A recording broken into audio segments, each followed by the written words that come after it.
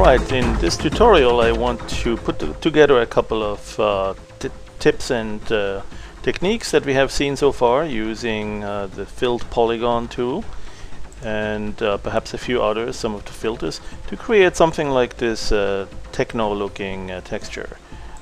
This might be a scene something like involving something like this here. So let's start from scratch. You know, we'll typically start with something like this here. Now this is something that you can start with a filter such as I think it was a rendered probably just a checkerboard or grid. Now if we start with grid, and actually this one is on a different pattern, so you might start with a plain background. And I think I would do, I remember which one it was. It was the marble, or the brick texture. There you go. So go to render and brick texture, and with that select some colors that you might want to use, such as the brick color, maybe a bluish, and you see the size you can change here too. So the mortar size can be fairly small, or it can be a little bit bigger. And there you go, do something like that. Alright, so that would be the starting point. I had this one here saved away. Now to get to this point, we simply apply the lighting effect. So there is a stylized or styling effect under the filters, stylize lighting tool. Right, click on that, and you can move the light source in this little preview here. You can move the light source around, you can bring it down closer, reduce the distance of the light from the surface. The brightness too, add a little bit of specularity to it, increase the texture height. Let's see, what else did I do? Maybe I played with this. Yeah, this one here, the smoothness, so that adds almost like a little sort of a smooth render around it. And then you can also make it more intense colorized by multiplying the original color. So that basically does something like that, right? That's good enough. So that's the one I have here now, and this is the one I did a little bit earlier. And then the next technique was to basically use the fill tool, the rectangle fill tool that is, with this pattern. So now to do that, I needed to make it possible with the fill setting here, right? So I click the lower right corner here and then select fill setting, and I want to make the fill pattern or the warp fill or any of these available, but it doesn't do that unless you have a texture selected. So you can either go to the patterns here and select one, or how do we get this one that we have back here, right? That's ultimately what we'd like to use as a fill texture. So the way I did that is that I simply I went to I looked at the whole image here, right, and then I said use this as a brush, pick it up as a custom brush. And you know, if you want to see what's it look like in the brush, you can always go to the brush menu and store it, and there it is. All right, and it's got a little bit of transparency, maybe some holes there where it's fully white. You can always right click on the custom brush pickup tool here to color key it so that it's not giving you any transparency, and something like that. All right, and store that. So you now have that in the brush, and when it's in the brush you can actually have it interact with the pattern fill option on the fill settings. So you can essentially, well, that's the current texture here, right? So I mean, if you had a different one, let's say this one, okay, that's one thing. If you pick this brush, it automatically becomes the texture that's also usable for pattern fill. And you can pattern fill it in a couple of ways. Now if you use this mode here, this pattern fill, it will, oops, wait, I'm doing a brushing here. Let me do not the brush but the polygon fill. It's not going to look like it's doing anything because you're essentially drawing over it with the exact position of the texture, so it's just playing on top of itself. But what you do want to do is something like a warp fill, where it warps the entire texture into the smaller polygon, something like this. So now we're getting to this stage, right? So now you can do some big rectangles, and you can also do some thin ones, something like this, a couple of horizontal thin ones.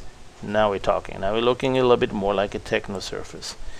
And so I did that a couple of times and a few more times, and eventually I said, okay, that's it. Oh no, that was this stage here. At that point I had enough, and I needed to make this seamless. So now in 8.0 we have that under the brush, so you could first pick it up as a custom brush, and then you could go under Make Seamless and say use the brush, but use the, no, or you could go right here and say use buffer.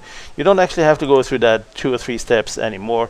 I'm using a pre-release of 8.1, and in this one here we have an option here to do Make Seamless. So whatever the current image is in the image buffer, it will use that to immediately go into this dialog.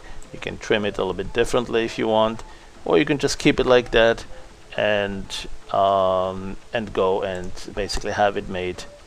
Click that, and so now it's a seamless texture, and so that's what I had here.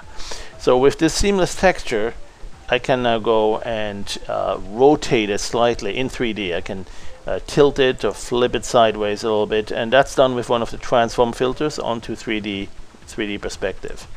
Right. So when I use that, I can rotate it flat like this, right, or perhaps give it a little bit of a side angle there too. Right. Actually, I think I rotated it the other way, like so. But that's basically it, right? So at this point, you can go and let's go back to this. There you go. No, let me go back to that. It's a little bit confused here. I used several tools together.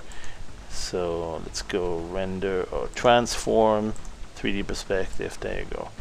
And so you could move it like so, perhaps a little bit angle like this way, and also shift it in the U or V space and do that. All right, so and then the next thing I did, I also wanted to, so this is a stage I had. Oh, I did add a little bit of photographic filter here. That was the soft contrast or the light diffusion, right? So that makes it a little bit kind of diffuse light where the bright spots are.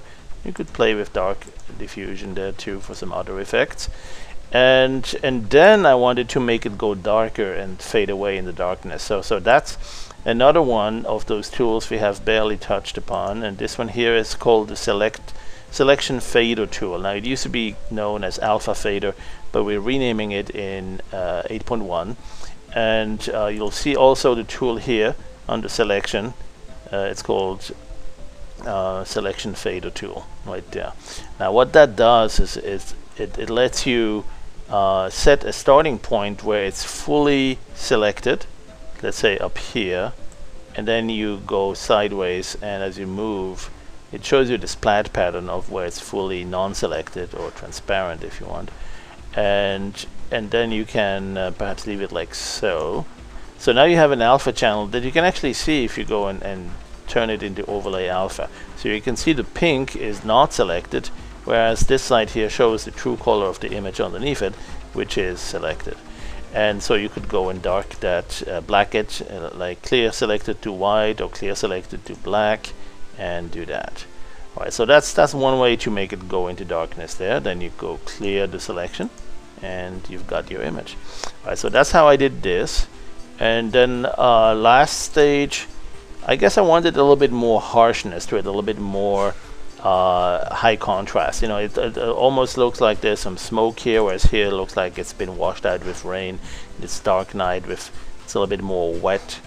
And to get that appearance, what I did is, so starting from this, I would go into filter and let's say use the value, adjust. Oh, it still remembers it. So there it is, and I would go perhaps increase the gamma a little bit. That usually does already all the magic we need. Maybe a little bit brighter, and there you go. All right, and then, you know, at that point you could possibly even add a little bit of the Mystic Vision, one of the blur options here, Mystic Vision or Zoom Blur. I like Mystic Vision. It carries the white spots, right? The bright pixels. So you could put them here, and then perhaps in one of the windows have them appear like it's over here, and increase the quality in particular, but also the length of these rays. Now if they're too strong, one thing you can do is undo the last action, right? Fade last action. You can also do that here. Now there's a shortcut button right there, and that will allow you to go back to 0, none of it, or 100% of that effect, or somewhere anywhere in between. Fade it like so. And of course the last missing item is if there is really a bright spot behind this wall that's shining through and casting these God rays, what we need to do is have a place where it's really showing. And so one thing I really like there is the lens flares, and with the lens flares we have all sorts of flares and reflections that we can choose. I'm gonna grab one of those here, let's say this one, and put this right there. There you go. Alright, maybe a slightly different one also on top of that. There you go. And that will be all for now.